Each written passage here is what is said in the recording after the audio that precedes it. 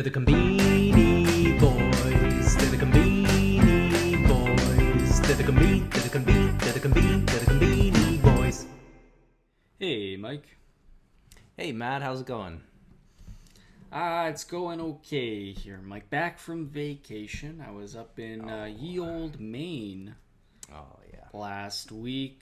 Wow, what a place, Maine, Mike. It's got the sea, the rocky coast, beautiful woods, mountains, lobster rolls. It is outstanding state, and hoping to spend more time there in the future. How are things down in Karaage? Yeah, things are okay. Finally getting pretty much over the rainy season, I think. Today as I think I was telling you before we started, my cousin is he's a pitcher. He's a senior in high school, and they just started the summer baseball tournament, the prefectural part of it. And so yeah, it was the first game today. We went out with the family and watched some baseball. I gotta say it was great, but I got smoked by the sun. It was hot as hell. Yeah. But yeah, they ended up winning, so that's exciting. I'm hoping that this year they take it all the way to Koshien, and we can have the best Obon holiday you could dream of. But God willing. anyways, yeah. Anyways, man, yeah. So I'm dragging a little bit, but I'm ready. We took last week off. I'm ready to jump into the Conbini, see what there is going on there this week.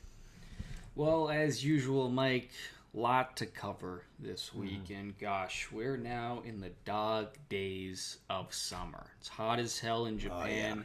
It's been rainy here on the East Coast, West Coast, literally on fire here in the U.S.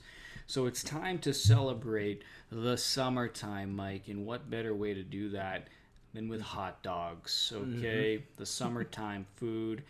And here we have Lawson, Mike, coming out, officially declaring summer, the summer of Gooodog, the famous sloppy hot dogs they've been slinging for the last few years, Mike, but they're mixing it up now. They got 3 distinct Goodogs they're coming out with this summer, Mike. Maybe I'll walk our listeners through the lineup here.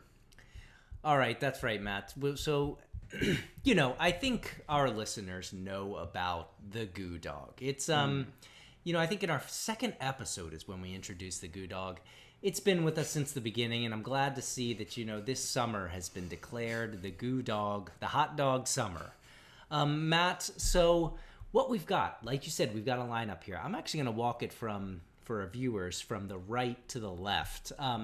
So starting on the right, we have just the traditional dog. That's just this is the hot dog. It's a semi-hard bun there. You've got a little bit of a hot dog in there, and then you got some mustard and ketchup. So yeah, this is the the standard guy. Then we've got our boy, the Goo Dog. This is the legend here himself, the Goo Dog.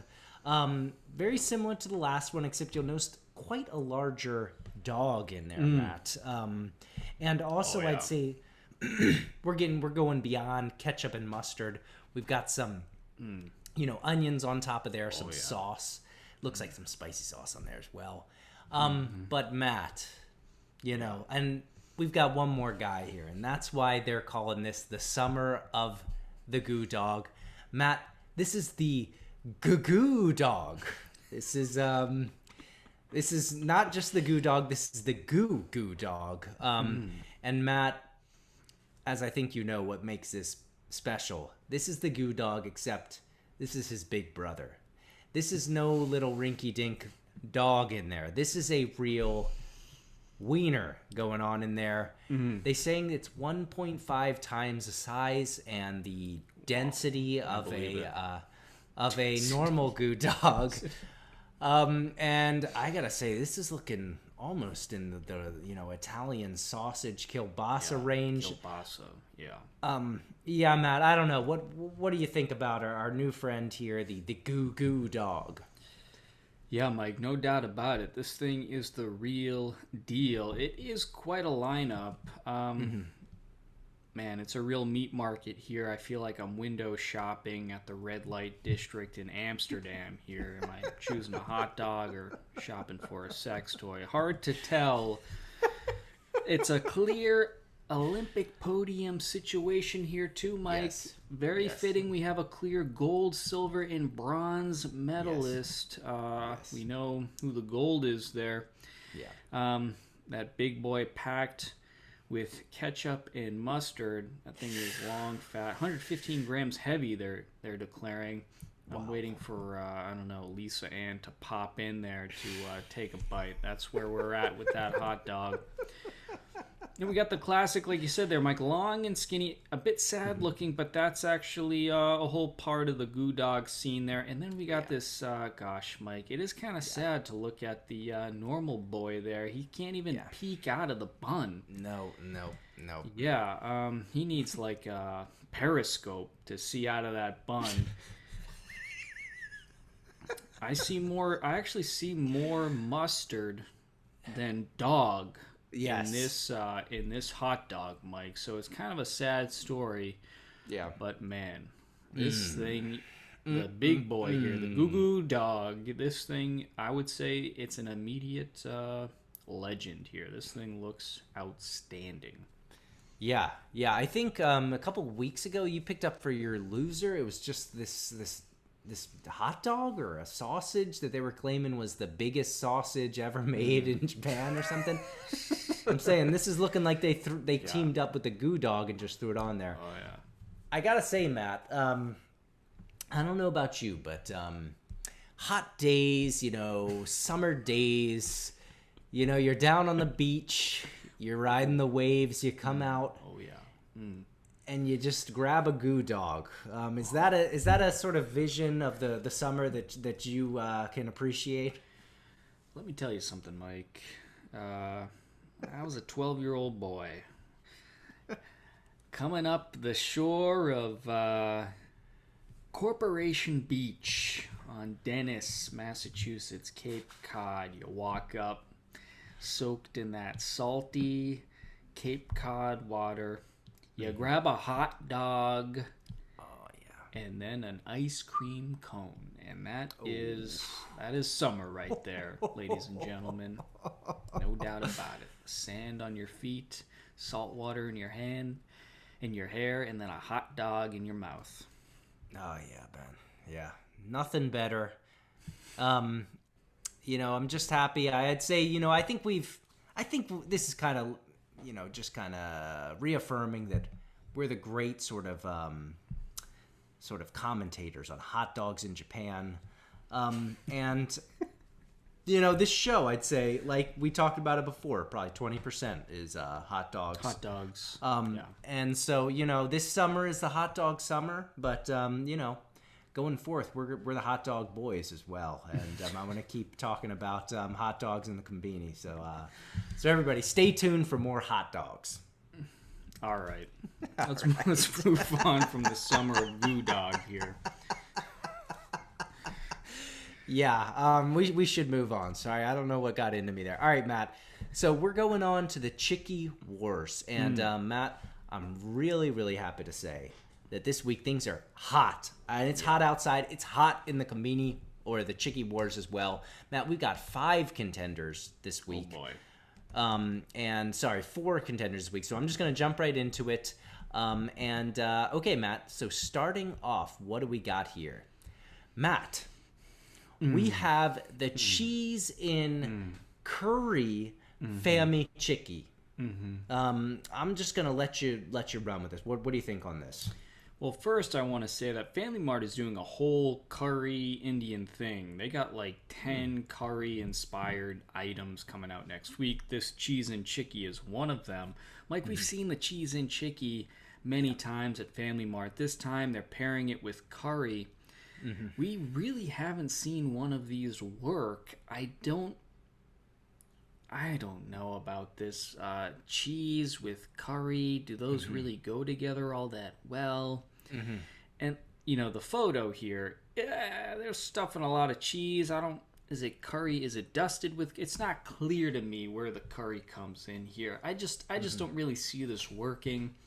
But hey, I got to keep an open mind, and maybe you go out, try it, report back from the Gemba. Yeah. Yeah, well, I will say the last cheese in Chiki, while not so special on its own, when you combined it with that Famichiki bun, now that was a treat. Interesting. But I have to say, I'm not really excited about this. Like you said, this is the curry cheese in Famichiki, but I'm not really seeing the curry. Like you said, I would have liked to seen sort of like a liquid form of curry, and instead it looks like we're getting just a wiping, or some sort of coating. So I agree. I don't know, and they're starting to push the envelope on how much you can sort of pack into a Chiki. Yeah, they are. I'm a little worried about that, but I'm interested. I'll give it a try, But all right, Matt. So moving right along, we're heading over to Lawson, and Matt, we have you'll notice a theme here. Lawson is in the midst of a tie-up campaign with Minions, those famous goofy characters. Matt, this is the Karaage-kun barbecue flavor with the Minions. What do you think about this one? I do like the Minions, Mike. I think they're very funny little guys, but I'm more excited about the barbecue flavor. Yeah. You can't go wrong with barbecue flavor. If it's real barbecue, like barbecue chicken or barbecue brisket, or barbecue potato chips, it's almost always good. Barbecue sauce, hey, put a straw in it. I'll just sip it all day long. It's that good. What's interesting here, Mike, they're saying this is not just the barbecue flavor. So it's got a beef base, they're saying, with an hint of apple in there, so a little savory and sweet in the barbecue sauce. I kind of like that. So I'm pretty excited about these guys here. Yeah, I agree. We've had a lot of Karaage-kuns, and I think I'm sure barbecue's been out in some form before, but I've never experienced it, and I'm really excited about this as well. Barbecue sauce, one of my favorite sauces, for sure. And I hope it gets it right. But it sounds like with the beef base, and the apple finish, it sounds great. And like you said, these guys, they're funny little guys. Looks like you're gonna be having a good time eating some barbecue, BBQ style Minion. Karaage-kun. So yeah, I agree. All right, Matt. All right, now we're getting into the showrunner here, Matt. We got a big one coming here, Matt. This is also Karaage-kun, and this one's got the internet on fire. Just on fire, and for good reason. There's a lot of exciting things going on here, Matt. First off, this is Karaage-kun, Final Fantasy XIV Online. The light and darkness crystal flavor. So, and they're calling it the pepper tartar sauce flavor. Matt, I would like to point one thing out before we jump into this, and I'm sure you noticed. This is not just any Karaage-kun. This is featuring their new patented technique of injecting sauce into the Karaage-kun. And we had it with the what was it that we had before? The Yuzu Kosho? Yuzu Kosho, that's right. Yes, with the Yuzu Kosho, and it was wonderful. So anyways, this one is similar. It has that sort of pod of sauce inside there. And so what they have is on the top, the dark pepper sauce. And then in the middle, the light tartar sauce combined together to give us lightness and darkness. Matt, what do you think about this one? Well, I don't know Final Fantasy all that well. I'll be honest, Mike. I've never actually played the game, so I'm not so excited from that perspective. Although I do appreciate the incredible costume they've dressed up Karaage-kun in. He's dressed like an English knight, wielding a large sword with a shield and a crown on his head, about to bravely step into battle.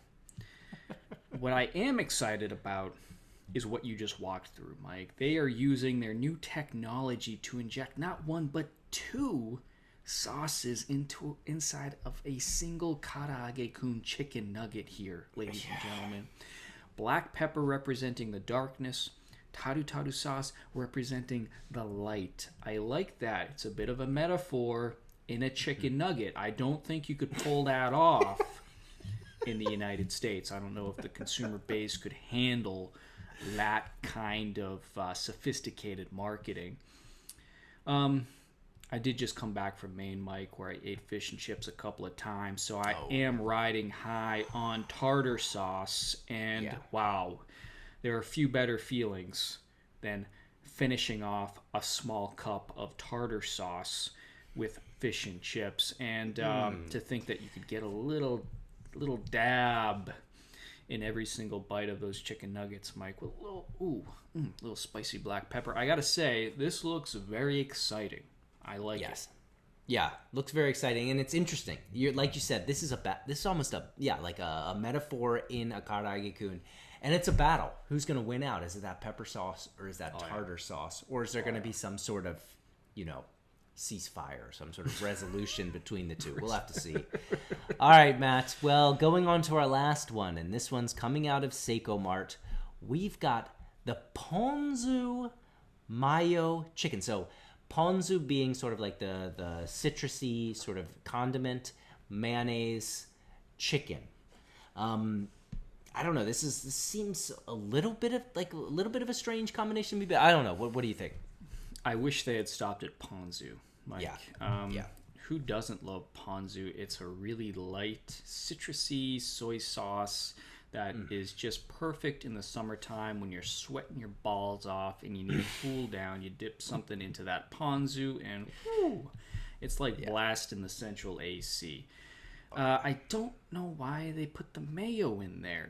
It kills the the refreshing flavor of the ponzu sauce, so I wish they just dialed it back. Keep it simple. Ponzu fried chicken. That sounds outstanding. Why did they add the mayo? I don't know. And it's not clear where the mayo is. Is it dipping? Yeah. Is it somehow embedded in the fried chicken? It's not clear in the image. So, there's more to learn here, but a little disappointed they didn't stop at ponzu. Yeah, I feel the exact same way. It's a mystery where the mayo sort of comes into play. The actual picture of them, it doesn't actually make me think of either of these things, ponzu or mayo. It looks like it has little bits of sort of red, maybe chili. Which is a little bit strange, but I don't know. I think it all depends on how the mayo plays into it. Otherwise, it looks pretty good. All right, Matt. Well, that wraps up the Chiki Wars. I think we're going to head over to the scoreboard, right? That's right, Mike. So let's take a look at the new item counts on the scoreboard for this week. We got Family Mart, 55 items. Lawson, 45. 7-Eleven, 82. Mini Stop, 26. Daily Yamazaki coming in at 16. Seiko Mart at 7. And New Days at 14. Any thoughts on the numbers this week, Mike? I gotta be honest, things are looking a little bit low. Especially it's a little bit strange. Maybe Lawson had a little bit more of an output this week, but to see them almost at the same number as Family Mart is a little bit strange. 7-Eleven a little bit low. The other guys, playing in their normal numbers. But I don't know what's going on. I think everybody's a little shocked by the heat. I think that you got a lot of people taking sorry boss, I'm gonna take the day off. You got that happening all over the place, and so it makes sense to me. I just hope this is when we need you the most, Kombini. Please don't leave us hanging dry here during the summer. Oh boy. Actually, we should do a whole show on how to keep cool with the conveni when the summer's hot as hell. That and the Olympics, that's what's coming up. All right. Yeah, I too was surprised at Lawson's number at 45. That's definitely playing a little hot for them. Could be a miscount on my part. Anyway, all right. Let's go on to our winners and losers. Each week, Mike and I pick a new item that we find very attractive and one that we find rather disgusting. So we'll begin here with your loser, Mike. Always interested to see what you got coming off the block here. What? Did this load? Yes, it did.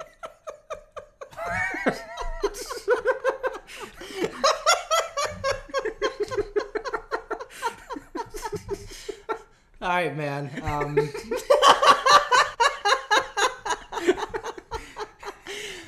Okay, so what do we got here? We've got the Tamagozqui no Tame no egg sando. So this is the egg sandwich for people who love eggs. However, Matt, now I see it. However, Matt, can you zoom in a little bit more there? So, all right, what's the problem here? The problem is, so my son, Leo, he has these sort of crackers that he eats. They're these round, sort of circular sweet crackers. And every once in a while, he'll just like bite half it off and then he'll throw it on the floor. And this is what it looks like from the picture. It looks like half of a cracker. This does not look like a sandwich. It's apparently an egg sandwich for people who love eggs. I think they must have, folded over the egg within this thing into a sort of like Hot Pocket sort of deal. Like a calzone. A calzone. It's a calzone, yeah. But I can't imagine I can't imagine you seeing this and being like, wow, man, I could really go for that.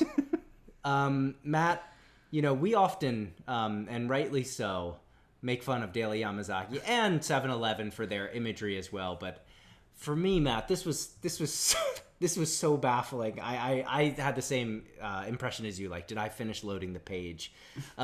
Yeah. In general, maybe it's good. Who knows? But that's my loser for the week. Yeah, Mike. This looks exactly. That's what I thought. It looks like a Ritz cracker that's been just cut in half. I really was confused. I thought maybe the image hadn't finished loading yet, but no, this is a fully loaded image of a half-eaten Ritz cracker. I'm baffled. I get no sense of egg. I don't know what they're trying to pull here. This has got to be a mistake. Yeah, I don't know if. Wow, I'm speechless. Honestly, this is very confusing. Wow, yeah, hard to say that's a winner. That is definitely a loser. Good one, Mike. Wow, that is troubling. Actually, all right, my loser is kind of on the same track here. Also out of 7-Eleven here, Mike. I got the Chidi Umashio cheese bread. So the soft, salted cheese bread here, Mike. Happens to be the same price, it looks like, as the egg salad at 118.8 yen. Yeah. Mike, again, you mentioned it. We really take it to Daily Yamazaki for their terrible photography. They have the exposure setting turned on too high. I think 7-Eleven has it turned on a little too low here. A lot of shadow play. This looks like, I don't know, a Rembrandt painting gone bad on a really limp-looking salted cheese bread. It's just a roll with some salt on it and cheese. It may not actually taste all that bad, but the picture here, it looks like, I don't know, a meteorite crashing into Earth. I gotta say, the setting where I'd be interested in eating this would be, I don't know, Battle of London. It's just one of the most unappetizing things. I mean, I don't know. I guess I think your egg bread beats it. But wow, yeah, tough week for 7-Eleven here. Yeah, no doubt. Their bread section as well. There were actually a couple others out of 7-Eleven's bread section this week. Really bad condition. Something's going on over at 7-Eleven in the bread zone because I agree, Matt. I have to say, I will say this looks a little bit less appetizing than mine, just because mine, the one I reviewed, was just so, it didn't really make any sense. It was a rich cracker. Yeah, like you said, yours has it's almost like there's like an eclipse like happening, and it doesn't really make sense. It looks like maybe sort of this cheese is there. It's kind of melted on there, but it doesn't look appetizing. It looks sort of like a skin condition of some sort. Oh, boy. Yep. Yeah, man. This is just really unfortunate. I apologize to everybody, at 7-Eleven. Tough week, but you got to get your shit together over there. You got to get it together here, people. All right, let's turn the page here and move on to our winners. Let's see what you got for your winner this week, Mike. Always excited to see what comes up. Oh, yeah. Yeah, Matt. Ooh, man, it's like I took a dip in the pool. Yeah, Matt. So what do we got here? This is the Tori-ten. Tori-ten is tempura-style chicken. Oroshi udon. Oroshi udon. Oroshi is daikon oroshi, and that's grated daikon radish. And what this is, it's a cold noodle. On the bottom, you have cold udon noodles. And then on the top, you have Tori-ten, the tempura chicken. You have a lemon there for squeezing on top. You've got that oroshi from the daikon. And then you got some of my favorites, the negi. You got the onions there. And then it looks like a little bit of cucumbers there as well. Matt, even before looking at all the items this week, I knew this week I was going to pick up a cold noodle because it is the cold noodle season for me. And also, I was just feeling so hot and sort of like, thirsty all day. And this is the one that hit me the hardest. It just looks beautiful. It looks light, looks refreshing with that daikon oroshi and the Tori-ten. Just looks like a really, really nice dish. This is out of Lawson, and so this is my choice for the week here. Yeah, Mike, this looks outstanding. Like I said, I'm cooling off just looking at this thing. I wouldn't mind just putting a little floaty in there, just waiting around in those cold noodles, doing a little paddling with my feet. I mean, all right, cold noodles deserve a lot more attention than they get. A lot of hype in Japan is around ramen, hot ramen, and ramen is great, but it gets so damn hot in Japan, it's outrageous. And then you get cold noodles that not only taste good, but probably save your life. Yeah. And they just don't get the attention they deserve. They got all kinds. I really like the look of this one because it's got all kinds of refreshing elements, from the cold soup to the daikon, the grated daikon, to the lemon, to the cucumber, to the negi, and then the lightly fried chicken, which provides, a nice element of protein while keeping it like light, and you're not gonna feel like a lead balloon, after eating this thing. This is an outstanding looking item out of Lawson here. Great choice, Mike. Thank you.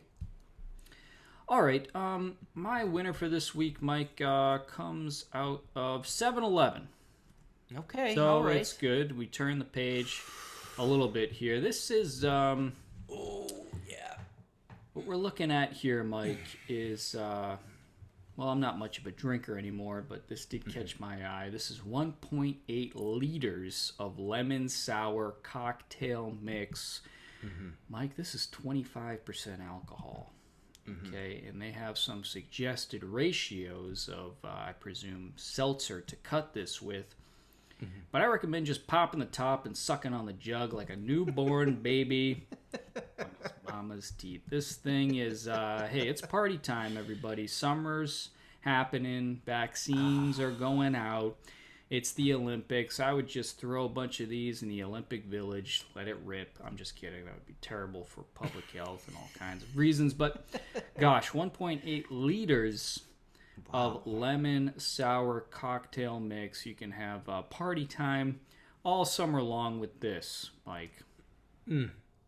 Matt, this is an amazing innovation going on right here. So it's $16.50. So yeah, about $16. And I've seen these sort of like cocktail mixes before, but never 1.8 liters of it. Yeah. You know, and also the Koi no lemon sour is one that I've really enjoyed recently.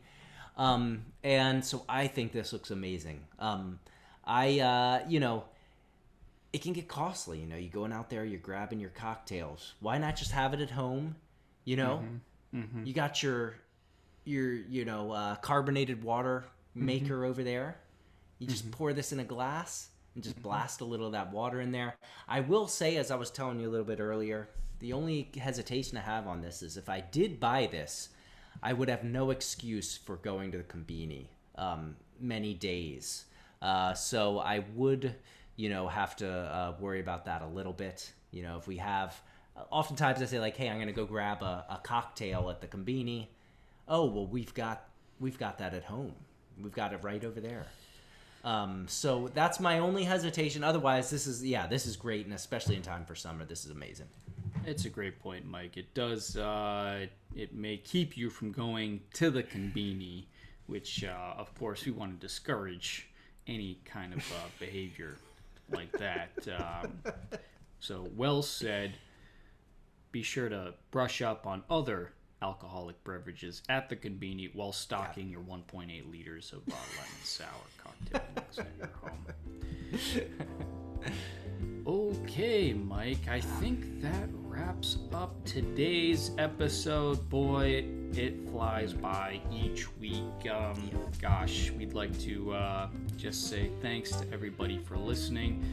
If you want to support the podcast, you can buy us a Chiki at buymeacoffee.com/Konbini Boys. We'd like to thank Carrie G. St. Michel for buying us 20 Chikis. That was outrageously generous. Also, Crew of Japan, Jeff Bailey, and Anonymous. Please share and rate the podcast on Apple Podcasts, Spotify, however you get your podcasts, so more people can find it. Watch us on YouTube so you can see everything that we're talking about. Subscribe and like. Also, check us out on Twitter, Facebook, and Instagram. We're really active on Twitter. If you have a Konbini memory or Konbini composition, leave it at anchor.fm/Konbini Boys and we'll play it on the podcast. Thanks again, everybody, for tuning in. And hey, Mike, I'll see you at the Konbini. See you at the Konbini, Matt.